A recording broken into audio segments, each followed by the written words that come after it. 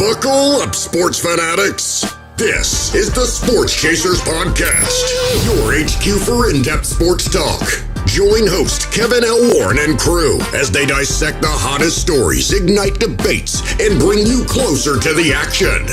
From locker room whispers to expert takes, we cover it all. It's game time, so strap in and grab a drink. The Sports Chasers Podcast starts right now.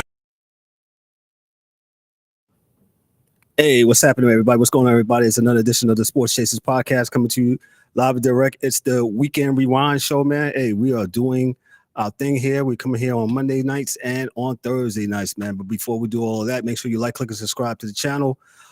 Make sure you hit the bells for all the notifications so you can get these wonderful the sports content. And make sure on the podcast side, for those that are listening on the sound of my voice, hey, y'all go run to Spotify, Apple, whatever you listen to, and give us that 5-star review. Hey, lovers and haters, hey, let us know how we're doing, man. But before we do that, let's meet the crew. We got the angry one. What's up, brother? How are you today? What's going on, family? How y'all doing on this lovely Monday, man? Yo, lovers or haters, we here regardless. Yeah, no doubt, no doubt. Hey, I want to see the angry one do a little modeling. Hey, that's from our merch right there. Check it out. Check it out. It's a real nice blend, like almost a polo feel, like E said, like the angry one said, and with the cap, black and white cap. Yo, man. So, hey, you want to support the Sports Chasers, man? Yo, make sure y'all go to our website, man, and go to the merchandise section, man. And hey, you'll support the Sports Chasers while you do that, man. The DA, what's up, brother? How are you tonight, sir? Is the DA there? Well, he might be dropping in and out because he said there's something might be. Yeah, I'm here, man. Yeah. Can you see me? Yeah, I'm broke. I'm wearing the old shit. So here we go. Let's get in there. A lot went on in sports this weekend. It was actually a really great sports weekend, man. You had the Final Four. The men's will be playing tonight. You got Houston and Florida. Ovi the Great. He did. He broke Wayne Gretzky's record.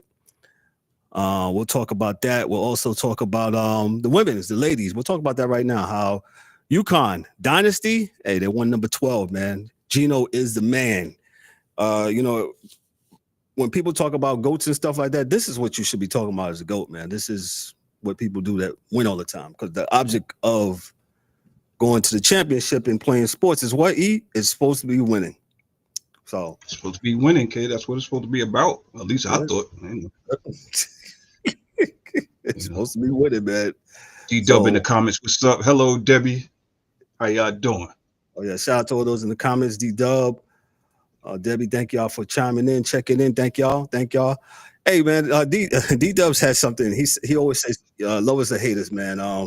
There was a and this was D-Dub's there's a gentleman in the YouTube. I don't know if it's a gentleman, but somebody in YouTube comments over the weekend said, hey, he can't read. So for that person today, I'm going to make sure I announce it and let's say all my words for you. I appreciate you pointing that out.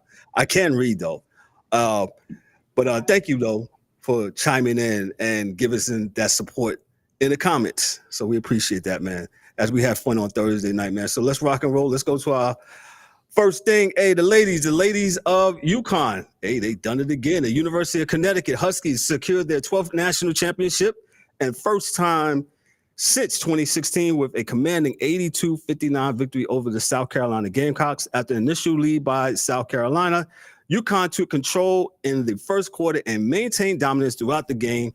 Adzi Fudd led the Huskies with 24 points, earning the Final Four Most Outstanding Player Award. Freshman Sarah Strong, yo, man, she was on one yesterday, contributed significantly with 24 points, 15 rebounds, and 5 assists. And Paige Bucher, projected as the number 1 overall pick in the upcoming WNBA draft, added 17 points, 6 rebounds, and 3 assists. The victory marks UConn's return to prominence in women's college basketball. And this, of course, is from CBS Sports' Jack Maloney. Some of the key points in that point out, UConn has claimed its 12th national title and in a 9-year championship drought. The Huskies, Adzi Fudd was named, as I said, she was the Final Four most outstanding player. Freshman Sarah Strong, like I said, she was on one yesterday with her performance. And UConn's defense, man, really ratcheted it up against South Carolina, man. And you can tell the rest of the way after South Carolina took that initial lead. I did say in our group chat that, hey, they won wide to wide, but no. South Carolina did have an initial lead. Once they got that lead, man, UConn got that lead. It was pretty much lights out, game over. And that's what it is. E, any thoughts? Your thoughts on UConn back in the driver's seat? It's incredible how I guess they was on their rise up, right? Because nobody really was talking about them like that. Said it was good, they was good or whatever. Probably had another year before they be back to form. Hell, man, this UConn team, the way that they, I don't want to get. Well, I am going to give them all the credit for defense, right? But South Carolina looked very un-South Carolina-ish. You could say it was because of their defense, but I didn't see the shooting. I didn't see the precision that we go as South Carolina. And UConn looked like they took South Carolina's playbook on defense. They locked everything up, and they had no answer. There was no X's and O's being performed that was gonna get them out of it. So shout out to both teams. Phenomenal years for both, but UConn came out swinging. That third quarter did them in, and that was it, man. And they got one. That's one of them ones right there. They got one. So go ahead, DA. What you saying, sir? And that's good. It's good for the sport. Make South Carolina come back even better next year, or not. They plan and didn't have a plan for the plan, and then that happens from time to time, especially when teams are both really great teams, right? So South Carolina is a great program, and so is UNC. UConn. Historically, great programs. And, I think that Gino didn't have it for this the entire season. He knew who was supposed to be the best. So he had a plan for UConn first day of the season, man, based upon what was going to happen, what he was going to do. Yeah, no, UConn. UConn had a plan for South Carolina the first day of the season. Because he used to do that with Pat Summitt. He used to always say that. I had a plan for Pat Summitt before the season started.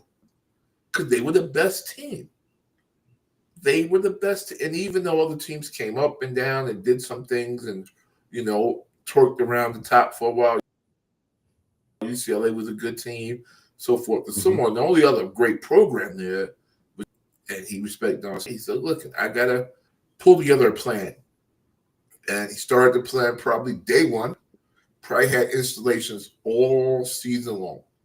If we see them do this, at the end of this practice for another team, hey, guys, if we see USC do this, what are we going to do? And then they do that. Right? I had a plan, man. It's a plan, and they had a hard schedule all year long, just like South Carolina did, but it just seems at the end, the planning of the coach, the star player, won out. Now, was it worth 30 points? I didn't think it would be, but it ended up in that, and that's the way sports, it can happen. It can happen, and once it starts rolling, it's rolling, old momentum, and basketball is real momentum sport. So I don't have a problem with either team, man. I don't. They'll be back both next year. Yep. Thank you for all those that's chiming in the chat. Appreciate those on Twitch, Facebook, YouTube, Twitch. Thank y'all guys so much, man. That's a good point that you made, that he had a plan for a plan, especially for those that he knew what team that was going to be there. And of course, South Carolina being a perennial, they was going for what, number 3? This would have put them at number 3, right? Had they won, and 3 in a row, right? 2 in a row. Yeah. I think what's fascinating that that Gino Amarella, he hasn't won a championship in 9 years, right? 2016 was the last time he won, and the fact that he's still able to reach his people, his players, man. I think that's amazing. That this is number 12. Well, the reality is that he hasn't lost recruiting. Like, he still recruits just like he used to. It's just other teams caught up, and they're grabbing players, right? UConn still has the same amount of all-stars they used to have. It just used to be less places for them to go. You know, he still gets the same dudes.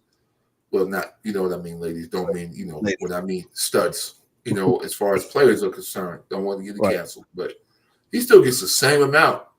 He's still a great recruiter. It's just that other people will kick box, you know, grabbing some kids that he might have gotten in the past, you know. But yeah, everybody's not going to go to UConn, right? So you're going to have you guys going to Notre Dame, your folks going to South Carolina, LSU, Baylor West, USC, now, you know, Southern California, Tennessee, UCLA. You know, Tennessee is trying to bring it back in the role. But like I said, when he started pulling his teams, he was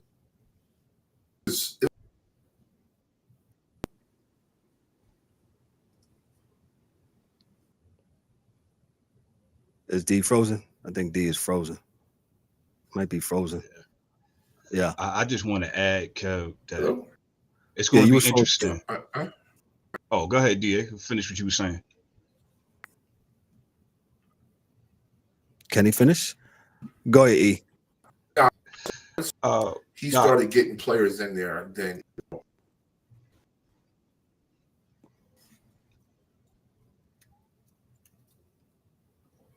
go ahead, E. And I'll just tell D to just hold up, man. Yeah, I was just going to tap in off of what DA said. It's going to be interesting going forward. So, yes, you know, Gino basically got the whole, I'm sure he was recruiting everywhere, but he got the whole Northeast on smash. There's really no top schools out there that can, you know what I'm saying, challenge him when it comes to recruiting in that region, right? But now that you got the SEC teams up on the rise, it's going to be a lot less for him to dig on here in the South and the Southeast, and, you know, Texas and all that whole region is going to be less for him to choose from. So, all you young ladies out there that's out there, you know, in the Northeast, man, go ahead and represent and represent for the Northeast if you can. That's what you want to do, man, in the game of basketball for college. Yep, go to UConn if you want to. Yeah, you know, shout them out again, man. Like I said, that's a dynasty he got going. I mean, it's in between 9 years since he's won, but that's incredible what he has done there with that organization, with that school. And hey, man, I don't see him stopping. I think he's 71 years old, so I don't see him stopping. He looks great for his age. He says he felt after the game yesterday. He says he feels good. Feels good. I think Paige because she's leaving. But Sarah Strong, man, her name said it all last night. She was on one today. See, kudos to her for being on one yesterday, and she definitely was doing all the little things besides scoring, rebounding, going at the loose balls and things like that. Yep. She was absolutely on one yesterday, man. So shout out to Sarah Strong for doing her thing, man. So let me go on to the men's. The men's played this past weekend. They're going to play tonight for the championship. I'll just start with the Florida and Auburn game. So that game was 79-73. Auburn, I'll just read this real quick. The Gators finally are getting a shot of another national championship after another special performance from their All-American guard. Clayton scored 34 points with 5 3-pointers, giving him the first consecutive 30-point game this deep into the tourney since Larry Bird. And Florida beat Southeastern Conference, the SEC conference rival Auburn, 79-73 in the Final Four on Saturday night. The Gators are going to the national championship game for the first time since their titles in 2006 and 2007. Clayton was the difference. He was just flat out the difference. Auburn coach Bruce Pearl said we couldn't contain him, and you know it shows. So 79-73. Florida clamped down on the defense as well. I'll say this: that dude Clayton, he's a transfer. Am I correct? He transferred from. I heard somebody said today from Iona. Wow. I'll have to verify that, but Yeah, he's a transfer. Go ahead while I try to look that real quick. Go ahead. Your thoughts on that game? First of all, shout out to the SEC for representing. You know, we always talk about the SEC, especially on this show. Yes. Talk about how great the SEC is in football. Man, what a presence do they have in college basketball, man. I shout out to Auburn, had a phenomenal year. It was nip and tuck in the SEC. Seemed like every week. I mean, you know, you had your Auburn's, your Alabamas, and your Floridas, and your Tennessee was kind of like the mainstays. But Florida has shown time and time again how poised they are. No part of the game is too big or too small, and they rise to the occasion, man. And it is something extraordinary to watch. But that dude Clayton, that man is a problem, man. That dude is an absolute problem. He's an absolute, yeah. This matchup tonight is going to be special. But yeah, Florida, that game yesterday, like you said, it was dip and tuck, and then it seemed like they just pulled away, like they've been there the whole time, like they practiced that 2-minute drill all day, every day, and twice on Sundays, man. So shout out to Florida. Shout out to both teams, but shout out to Florida, man. So Clayton Jr. did attend Iona. All my New Yorkers, y'all know where Iona is at, right? He's from Florida. He's a Florida dude, and he went to Iona for 2. Yo, shout out to their scouts for going up north and be like, yo, let me just check this out. Yo, man, that dude played for. But that's what's going to happen now with the transfer portal and the NIL, right? Unfortunately, that's just what it is. You know, your lower schools that's not, you know, on the par of what's that, the mid majors, they are going to be pretty much a farm system. They're going to be the Pittsburgh Pirates of college basketball, man. Let's call it the way it is. Shout out to my man Dan. What's up, Dan? But yeah, that's what they are, man. They say, Iona, he's playing here. And no shade to Iona. Iona, you know, I definitely believe they have a good basketball program, man, there. They've been in the tournament a few times, but you know that they had their scouts go, you know, scout him, and then he comes here and he's doing this thing, man. Yo, shout out to, you know, the scouts for Florida, man, and also to Auburn. They gave a valiant effort, man. But like I said, Florida's been strong all year, and like you say, the SEC looking and sounding like this is football we talking about, right? You know, right. The SEC ain't never really been known for, but the last couple of years. Man, they've been getting in there, man. They just been known for Kentucky, and basically that's it. But the whole, well, I ain't gonna say the whole conference, but Kentucky and Florida, they had about 8. What they had about 8 schools in it this year. 8 schools in this year. Kentucky and also Florida when Billy Donovan was there. When they won their championships in the mid 2000s.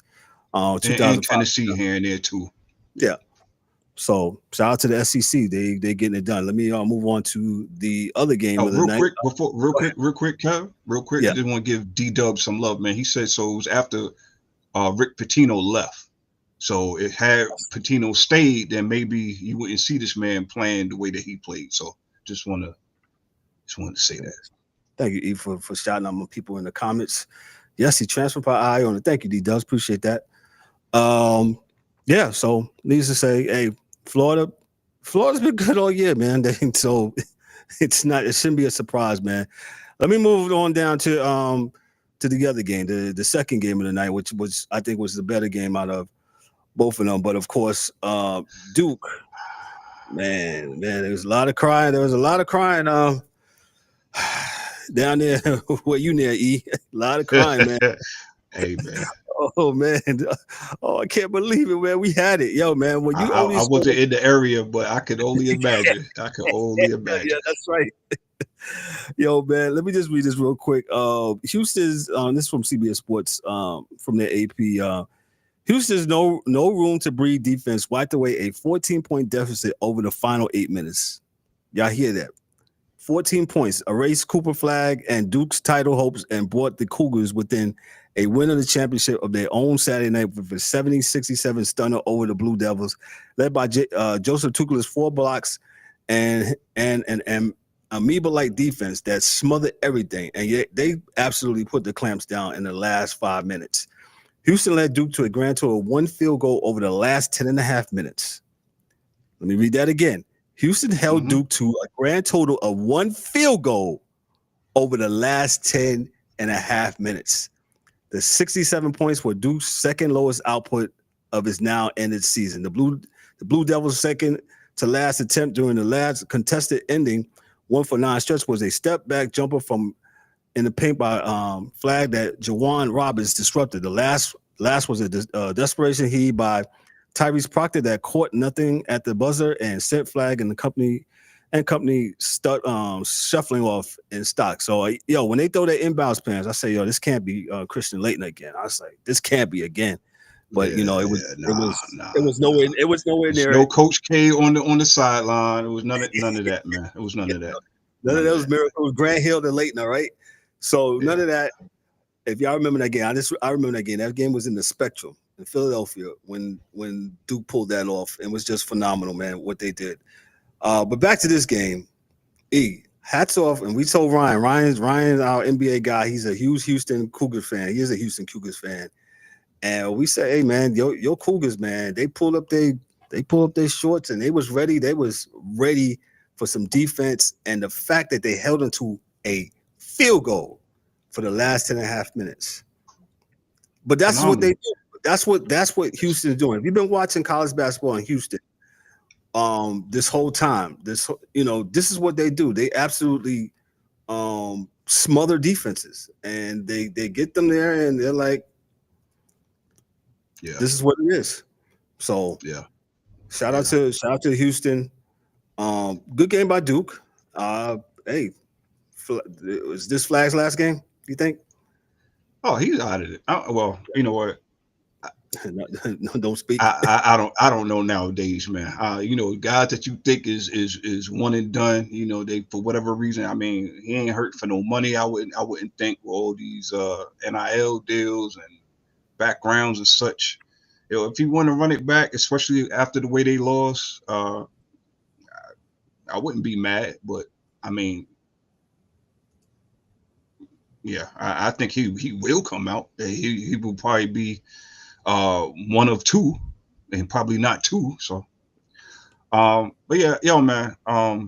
Duke had a very, very good year, but this is the thing. This is Duke without Coach K, because Coach K would have called some timeouts and he would have made sure that he would have got some buckets just to stop. He would have did something to get Houston out of that defensive rhythm. So I just wanted to point that out. However, this is why I picked Houston in our bracket. It's me and I believe it's me and Ryan tonight, man. It's going to settle who's going to win. I don't know why he picked Florida. Well, I guess he's a Florida dude. So well, no, he said he's a Houston fan. He didn't want to jinx it, so he picked Florida. Okay. That's right. Okay. Yes, but so he picked Florida. Yeah, I got Houston. That again, just like how Florida. I mean, they're kind of like mirror images, right? Right. Both teams, there is nothing too big for them. These guys, they look like they're 4-year athletes. Been there before, veterans of the game. Nothing is too big or too small. No lead is safe with either team. So, should be a good one, man.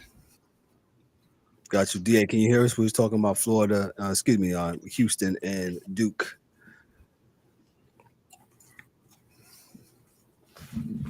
D, can you hear us?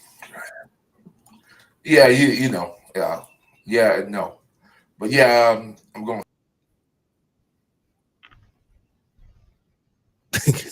Okay. That's not what I asked him, but as his computer continues to go off. But hey, that's what you got tonight, Florida and Houston. I'm picking Houston, man, to muddy it up, muddy the defense up again, and for them to win this game, man. That's what I'm banking on. I'm banking on them to do the defensive thing again. Hey, get this thing real close. Hey, you never know what happens when it's close like that. So shout out to them. So DA says he's picking Florida tonight. Yeah, I'm picking Houston, and E is picking Houston. Oh, so let me give you some context here. Shout out to Mike Mills. Mike Mills won the ladies bracket of our NCAA pool. He was winner. Shout out to Mike Mills. I just feel like if my girl didn't go down, man, USC would have had something to say. That's just me. Yeah, When Juju Watkins talking about Juju Watkins, yes, sir. Yeah, when she went down, man, that hurt a lot of people's brackets, man. But hopefully she'll recover. She'll make a full recovery, and she's not playing. She's gonna miss the whole next year. Straight to WNBA. All of next year. Yep, she's not coming back. Yeah, she's done. Okay. She's done. Okay, got you. So that's what we got on the college football tonight. D-Dub say he's got Houston. Let me see what anybody else got. Anybody in the comments? Make sure y'all chime in. Who y'all got tonight? Man? Make sure y'all holler at us. Who y'all got tonight, man? Let me move on to the other big story of the weekend, man. Ovi the Great. Ovi the Great. The Great 8, number 8 himself. Hey, he eclipsed. Let me just read it real quick, and this is from CBS Sports from Austin Niviston. He says during the game against the Islanders at the UBS Arena in Elmont, New York, Washington Capitals captain Alex Ovechkin scored his 895th career goal, surpassing Wayne Gretzky's long-standing NHL record of 894 goals. The historic goal occurred in the second period as a power play with Ovechkin firing a wrist shot past Islander goalie Ilya Sorokin.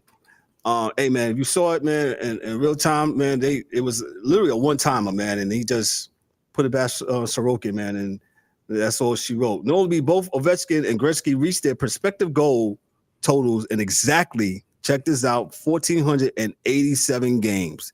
They both achieved the record in the same amount of time in games. That's really crazy. Excuse me, games, I should say. Following the goal, the game paused for an on-ice ceremony where Gretzky congratulated Ovechkin for fulfilling his earlier promise to present for the milestone. Ovechkin expressed proud gratitude towards his family, teammates, and fans, acknowledging the significance of the achievement. Despite this personal milestone, the Caps lost to the Islanders because the Islanders are in the hunt for the one of the last wild card spots, man. So some of the things, the record-breaking goal was achieved during a power play. I said that already. And there was an on-ice ceremony. If you saw the on-ice ceremony, you saw Gretzky out there. I thought it was pure class. You also saw the Islanders. You know, they lined up. They gave him Ovechkin daps. And I thought that was really, really nice what they do. I'll give it to the DA. Your thoughts on Ovechkin getting past the record? He's been great since his first year in the league. He's been scoring goals at a very high clip, and I'm not going to say everybody thought this was coming because the way injuries kind of rule the day for longevity in hockey. Did you hear the stat today? Folks believe that if he got the requisite amount of years and that he kind of had the wrist to make it happen because he made goals happen all kinds of ways. So power play, non-power play just didn't matter. Great player, strong, as he's gotten older, he's learned to play a different style. Because I remember when he was younger, I saw him run up in the Lindros a few times like a nut. So, now it's a little bit different because he doesn't want to die. But he's a heck of a hockey player, and he's always been a hell of a scorer and a class act for the most part. A class act, yes, absolutely. And Dan will probably reiterate that on Thursday when he talks about this, how hockey. What's really cool about hockey. At the end of the Stanley Cup, they line up and they shake one another's hands after the 7 or whatever the series ends. Man, I always thought that was cool. That hockey's able to do that. Your thoughts on Ovechkin getting the record past the great one? Oh man, basically everything that DA said, man. Class act. I always took a liking to Ovechkin when he got drafted, when he came into the league. It was always heavy comparisons to him with him and Sidney Crosby. He's a big dude. Kind of reminds me of, I really don't want to make this comparison, but I'm gonna do it anyway. Kind of like how LeBron and Carmelo, right? You got one guy, Bron is kind of more like, I guess, Sidney in a way. He has stats all across the board or whatever. But Melo, like Ovechkin, is that scorer. You know what you're going to get with this guy. Yet people are trying to make him to be something that he's not. You never let that bother him. He played his style of hockey. Like DA said, his latter years, of course, he had to change up. Like Patty with the Patty UD pads and whatnot. Can't go into the paint the way you used to. So you're a little bit more finesse now, more of a sniper, setting your guys up or whatever. That's how he's that goal. Shout out, yes, but shout out to Ovi the Great. I'm not the hockey guy like Dan is, but Ovi was one of them ones to me when he came into the league, and I always tried to follow him. I was happy for him when they won that cup back in 2018, just to get that off his back. And now he has something else that the kid does not, and that's the all-time goal. So shout out to him, man. And he's a bigger dude than Gretzky. He played a bit different game. It's a lot. It's amazing to see big guys like that. With the wrists like that, and the way they handle the puck. You expect the little guy to be running around the ice. Now, of course, he's not a lot bigger, but he is bigger than Gretzky was. And I always watch that when I see the great scorers in this sport. I always look at their size, and I kind of always see that guy. The bigger guys get hit more, point blank, period. And can't get out the way as quick. So, no, definitely. Shout out to the Capitals organization and Ovechkin for his record, man. Definitely, like you said, one of the great ones. And as soon as he's eligible, he will be enshrined in the National Hockey Hall of Fame. Yeah, he did that 8 years ago. He'd have been there. So yeah, 100%, man. Let me move on to the next story. This is from we got past all the stuff that we wanted to talk about because we needed to talk about. Yeah, hockey is hard. You have no choice. Let me read this. Article title: Details emerge as ESPN and NFL media's deal as an estimated $2 billion acquisition gains some steam. All right, so this was a couple almost about 2 weeks ago, but we didn't report it. I just wanted to touch on it. And some of the things they said: the acquisition discussion, ESPN is in advanced talks to acquire the NFL media, a deal potentially valued up at $2 billion. Strategic timing: the move aligns with ESPN's plans to launch a direct-to-consumer app in the fall, aiming to bolster its streaming content offerings. Content expansion: acquiring NFL media would grant ESPN access to assets like NFL Red Zone and the broadcast of 8 NFL Network games, enhancing its football coverage. Some historical parallel: the situation is likened to ESPN's 1987 acquisition of NFL rights, which significantly boosted its position in cable negotiations. And some of the insights says analyst Andrew Martian suggested this deal could be pivotal for ESPN growth in an increasingly streaming-focused media landscape. Some of the implications, they said: enhanced NFL coverage. They said the acquisition will likely lead to more comprehensive NFL content on ESPN platforms, benefiting football plans. Streaming strategy: this aligns with ESPN's broader strategy to strengthen its position in the streaming market by offering premium sports content directly to consumers. And some of the impact for the industry: the deal could reshape sports media dynamics, emphasizing the importance of content ownership in the evolving digital landscape. Hear your thoughts on ESPN possibly acquiring the NFL Red Zone, the NFL Network. Yeah, the 4-letter network. Just when we said that we're not going to put ESPN on our phones, they find a way to creep right back into our lives, man. Man, this is big business, man. I mean, the NFL has shown time and time again, looking at you, EA, that they will do business with anybody that has a very long bank account. This will go right along with ESPN programming. Many of us will feel that ESPN has targeted football and basketball for the most part anyway.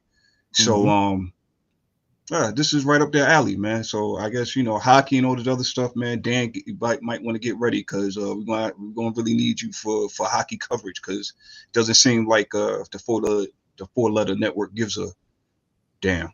Yeah. But anyway, man, I assume it's a good move.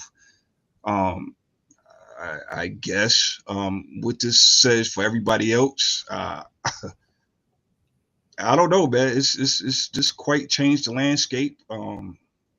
We already got 18 million different streaming channels and boxes and stuff like that, man. So I guess hopefully I can watch football all on ESPN. I guess, except for Thursday nights. I mean, it's Prime Network. Yeah, man, like you said, it's definitely big business. A real quick story, and he's not lying. I actually had to get a phone a couple weeks ago. I had to get a phone. The phone I had was old. It was time to upgrade. So went to the store, got a phone, and they said, "Hey, Mr. Warren, hey, this phone comes with a bundle. Right? So Netflix and da on there, Hulu, Disney Plus. You know what I'm saying? I watched it. I got to get. Hey, I watched the Spider-Man cartoon joint. It's actually kind of fly, to be honest. Okay. So yeah, I got to check that out, right? You know, shameless plug, I guess, for Disney. But when they said I had to put the ESPN, and I'll tell you, I'm going to tell you like it is. Those that don't know the show, in my humble opinion, I've been watching sports a very long time. The 4-letter network, as we call it here, they talk about four things theoretically, and I was shocked this morning, and I just wanted to see this morning, see what they was going to do. But theoretically, they talk about the NBA, LeBron, NFL, Dallas Cowboys. They'll cover that pretty much. All the things fall behind. That's why Rob Manfred said what he said about the coverage of his sport. Rob Manfred is the baseball commissioner. And let me just read this real quick to make my point. On one of the more surprising stories of MLB all season was the announcement ESPN would no longer broadcast baseball games after 2025. And this is from Outkick, the coverage, right? So ESPN exercised their option to withdraw from its package of games, including Sunday Night Baseball and Home Run Derby, seemingly out of nowhere. All because MLB wouldn't accept a massive cut in fees from over $500 million per year to just $200 million. So MLB Commissioner Rob Manfred spoke about the split recently on Mad Dog Unleashed with Chris Russo, saying he wasn't surprised of that how happy ESPN had covered baseball in recent years. Let me read that again. Or that he was happy with how ESPN had covered baseball in recent years. So he's the commissioner of the league. I'm just a consumer of the sport. Mm-hmm. I have noticed since 2015 the decline in coverage of baseball on ESPN, and the fact that their talk shows in the morning from, I'm not going to name them because y'all know y'all watch them, right? From the time it comes on 8 o'clock in the morning to the time, only one I get credit. Try 6 o'clock. Well, no, the only one I get credit to is Pardon the Interruption. That's the only show I watch. And because Wilborn, to me, who made a nice scathing argument for us old guys, I guess, the other day. But Wilborn and Kornheiser, they continue to be true to themselves, and they talk about what? They talk about every and anything when it comes to sports. And they're not, to me, in my opinion, my humble sports opinion, they don't do the narrative thing, right? So this is the commissioner of sports. He sees it. He sees it in the middle of his season that these talking heads, they don't talk about baseball. And I wish DA was on here to talk about this a little bit more. But, you hear comments about, nobody's watching, Detroit and Minnesota on July 8th in the middle of the day or whatever case may be. If you guys have the platform to make something happen, right, you can, right? But, that's right. I think, again, in my most humble opinion, sports opinion, baseball may not be cool, whatever case may be, or they just want to talk about like I said, I'll say it again for the people in the back. ESPN, NBA, LeBron, NFL, Cowboys. That's pretty much what's trending, man. That's all it is. Yeah, Sport, almost hockey like and baseball hone so in on their sport, not their players, their sport. And that is boring to a lot of people, especially these CFs, aka the casual fans. The casual fans Yep. know LeBron. They know the Yep. Dallas Cowboys because it's constantly talked about. So even though the Cowboys haven't done what they haven't won since I had a beeper. well, Some of y'all probably saying that's listening. Well, what's a beeper? well, LeBron hasn't won either, in my humble opinion. But y'all want to keep on talking about that bubble chip. But go ahead. Oh man, we're gonna get some. Oh yeah, let that yo man. We love it all, kid. We love it all. Lovers or haters, got a problem with what I said. It is what it is. That's just my humble opinion. You could agree or disagree or not care either way. D-Dub says, and he's one of our co-hosts. He says, I think you're very generous. I think they stopped covering baseball after Barry Bonds broke the record. I didn't even think about that aspect of it. Yeah, maybe so. I think there could be a couple of things that they stopped. Yeah, there could be that. But I tell you, there was a lot of people. There was a bunch of people in the media, and I'll name his name, Colin Cowherd. He's the one. He talks out of both sides of his mouth. You know, when nobody likes baseball, and then he'll have somebody like Nick Swisher on to cover it, whatever the case may be. But I'm so glad that we have became the channel, because what we do, we cover baseball. You know, we changed the channel and became the channel. We changed. Say that again, Eric. That's a T-shirt. we not only changed the channel, we became a channel, the channel for all your sports coverage that you need. You can get it right here. Tune in every Monday, every Thursday. You know where it's at. Yep. And also nice, awesome interview. So let me just read what Manfred says, and I'll finish my Verizon story. I didn't have to see it. I could read it, Manfred said. I mean, there were leaks going back a year. It's unfortunate that was the mode of communication, but eventually it got to the point where they told us that they was what they were thinking, but we had been reading leaks for over a year before the phone call took place. The unfortunate, it did not help their conversations. Look, there was a level of dissatisfaction on our part. It started with the end of baseball tonight. So, ESPN, they said they're the wide world leader in sports. I didn't say it. They said it, right? So here they are. They're about to cut baseball off. They say, you know what? We don't need this. And so Manfred just basically said, I think if you watch ESPN, and I do, where we appear on Sports Center in the morning, there were no issues there too. There was a level of dissatisfaction. Having said that, we did not want to partner with them. Yes, but taking less money. Look, I said publicly, because I said to them, they stepped up for the NBA. They stepped up for football. And to come back to us and say we want to be out, we felt like we were being treated disrespectfully. Particularly if you listen to their own rhetoric when they are marketing baseball. Man, I've been saying this for years. We are up for them. We were up on the 18 to 34 year olds. We deliver, he says, to a nice Hispanic audience. We do a great job in terms of gender breakdown. So I like I said, it was unfortunate thing. They were a great partner at the time, he says. And I say this as the DA, he comes back. Ryan, what's up? Ryan's joining us, man. What's going on, Ryan? How are you today? Ryan, what's going on, brother? What up, fellas? Can y'all hear me? Yeah, we can hear you, bro. Yes, we can hear you. We can hear you, bro. So with Ryan, we was talking about the he just bounced. Oh, he did. Oh, he just. Oh, okay. All right, we'll just go on. So I'll just finish my story. Eventually, I was talking with the lady. She says, it comes with ESPN. I said, I don't want ESPN on my phone. I don't want the app on my phone. I just don't. I got Bleacher Report. I got other things in my app. I got CBS Sports, Yahoo Sports. I don't want them on my phone. She said, sir, just take it. It doesn't cost you any money. I said, no, I really don't want it on my phone. She said, sir, you don't have to put it on your phone, but you can have it. I said, all right, cool. As long as I don't have to put it on my phone, I'm good.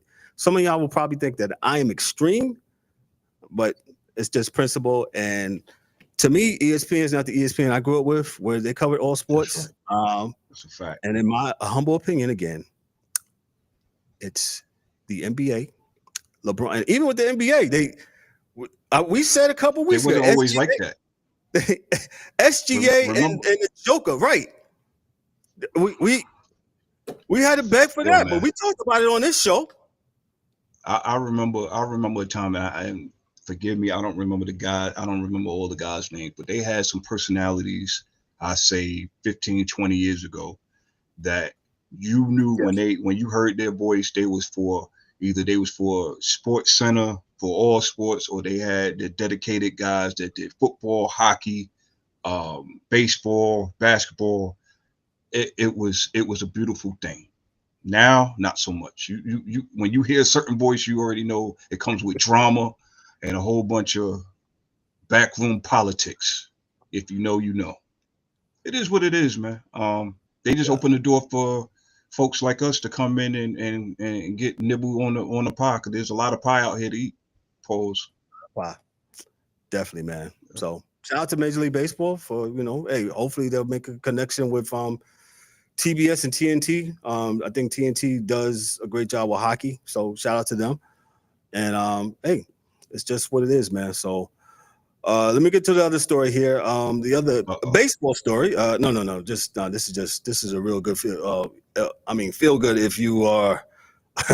Let me get the story here. Where I got it here.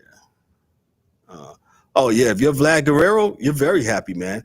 From CBS Sports, man. Vlad Guerrero Jr. gets $500 million before hitting free agency. So the Blue Jays' decision to sign Vladimir Guerrero Jr. to a 14-year, $500 million contract extension before he reached free agency. It examines the factors that contribute to his substantial investment and the implications for both Guerrero and the Blue Jays. His contract details are a 14-year deal, $500 million. He has, and I don't want to hear this 14 years from now. He has, with no deferrals, no opt-outs, and includes a full no-trade clause. Offensive excellence, despite him being primarily a first baseman, Guerrero exceptionally hitting abilities make him one of the top offensive players in MLB. His offensive prowess compensates for the typical defensive limitations associated with his position. Marketing dynamics, the Blue Jays aim to secure Guerrero before he reached free agency, where competition could have driven his price higher. This proactive approach ensures that teams retains a cornerstone player without engaging in a bidding war. Comparative contrast, Guerrero's deal is amongst the largest in MLB history, reflecting his value and the Blue Jays' commitment to building a competitive team. The Blue Jays' substantial investment in Guerrero underscores their confidence in his abilities and a commitment into a long term of competitiveness. Your thoughts on Guerrero getting a bag, 14 years, $500 million. Can you hear me? Yeah, I can hear you. You're frozen, but I can hear you. I'm froze on my end, but yo, man, 14 years is a long time to commit. Yeah, that's a marriage, bro. Like, shout out to all the married folk in the in the audience and in viewership land. But yo, man, real talk, 14 years is a long time. And I know he's not the first one to sign a contract more than 5, 6, 7 years or whatever, man. But yo, man, if you look at it from the Blue Jays perspective, yeah, he's homegrown. He's born in Canada. Mm-hmm. He has a legacy. His father has a legacy. There, with the Expos and moving to other teams and whatnot, man. And the boy can hit when he gets his mind right. The boy can hit. Excuse me, the man can hit. Man, that's their star. So this is this day and age where you got to pay up, man. If you want to keep, Toronto is not a prime destination for free agents, and their number one guy was about to be a free agent. So I looking at it from their standpoint, yes, it probably makes sense, because if there was bidding wars or whatever, yes, more than likely somebody would have swooped in, kind of like looking at you, New York Yankees. Somebody would have came in and swooped in and taken your guy right from you. So they did right from their standpoint. I don't think it doesn't matter how much money they would have gave Soto. I think Soto wanted to leave for whatever reason. We won't never know the reason. Maybe for 30 for 30 later on. True. What I'm saying is, Kev, though, but I said if you traded what you traded for him, Pay him. You know what he can do. It wasn't like he just did it for 1 year and then you felt like you should have. What I'm saying is you should have handled business before he even got to that point. That's all I'm saying. He probably still would have left, but I'm saying that should have been handled far. I say a lot earlier than what it did. That's all. My opinion. Got you. Yeah, I mean, and his father was a bad dude, Vlad Sr. Playing for the Expos, and who else he played for? The Angels, I think. But the Angels, yes. And he was a bad man. Vlad Sr. was a bad dude playing. I think he played right or left field. But when he played with the Expos and then went to the Angels, Vlad was a really good guy, man. Really good ball player, man. But hey, make sure you like, click, and subscribe to the channel. Make sure you hit all the bells for the notifications. Make sure you check out our interviews, man. We've been doing a couple of interviews, man. Some good sports related stuff. We kind of take deep dives on sports related stuff on the outer layer of sports, man. So check us out, man. As you can see, we're trying to be a worldwide leader in sports, man. We're trying. We're doing our thing. But we like doing these things here on the Sports Chasers, man. So make sure you check out. I did an episode. I talked to some kids some college students here on Friday. Check out that episode, man. That was very informative, very humbling experience for me. Actually, my second time talking to this class, man. Shout out to my man Jeffrey Hope, man, up there in New Hampshire, man, for allowing me, giving the opportunity to talk to these guys, man, to his class, man. I appreciate that, man. And like I said, we have some interviews that we have done. Hey, man, check them out. Very informative. And things that can absolutely help you as well as in the world of sports. But listen, we're going to get out of here. We're not going to belabor the moment, man. This is the weekend rewind, man, here on the Monday night. Yo, listen, I'm Kevin L. Warren on behalf of myself and for the Angry One and for DA who got bumped off and for the rest of the crew. Yo, this is the Sports Chasers podcast, man. Y'all be good, be great. Hey, make sure you check us out Thursday at 7:30, man, so we can do it again, man. And hey, we'll have a wrap of all that's happened with the men's college basketball tonight. Go Houston. I'm going for Houston. Go Houston. I need my back-to-back, man. Let's go. Peace. That's a wrap for today's episode of the Sports Chasers podcast. Don't forget to subscribe on YouTube and your favorite podcast platforms and connect with us on all social media channels for exclusive content and updates. We'd also love for you to join the conversation, share your thoughts, and become part of the Sports Chasers community. And remember to tune in next time for some more real sports talk. Until